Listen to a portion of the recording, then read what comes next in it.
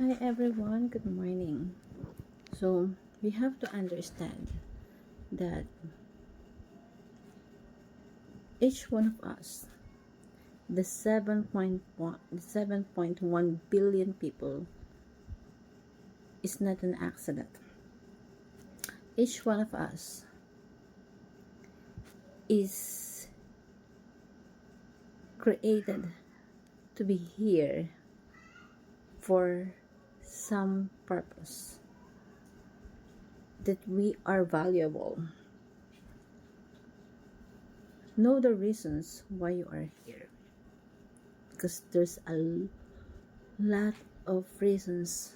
There is specific valuable reasons why we are here.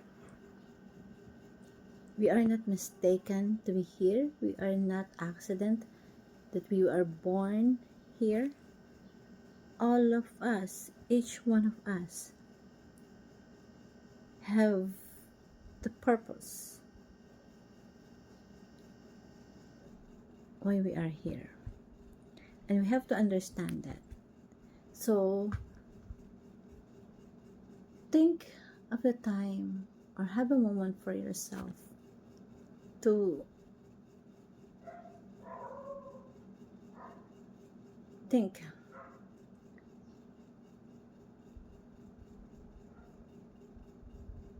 what is the reason,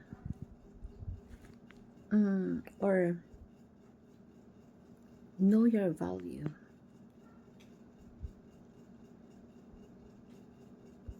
Know the specific thing that you have to do while you are here,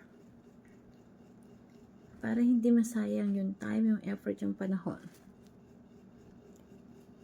Kasi alam mo kung saan ka papunta at alam mo kung anong gagawin mo. Pray to God that He will lead you to know you, for you to know what is the purpose why you are here. Ask God that guidance if you are not truly aware of para saan ka ba ginawa?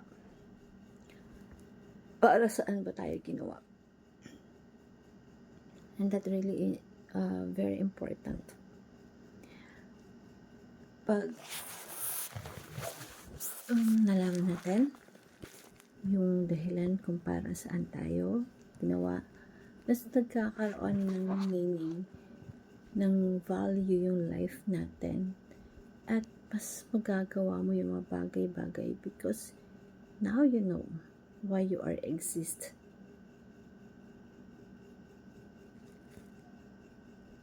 here on earth,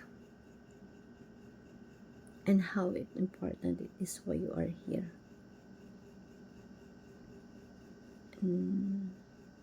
Simpleng question lang, para saan ka ginawa? Ano yung reason bakit nandito ka? Alamin mo yun. Seek guidance for our Lord for you to know exactly why you are here. Good morning. Hope you learned something. Everyone, and God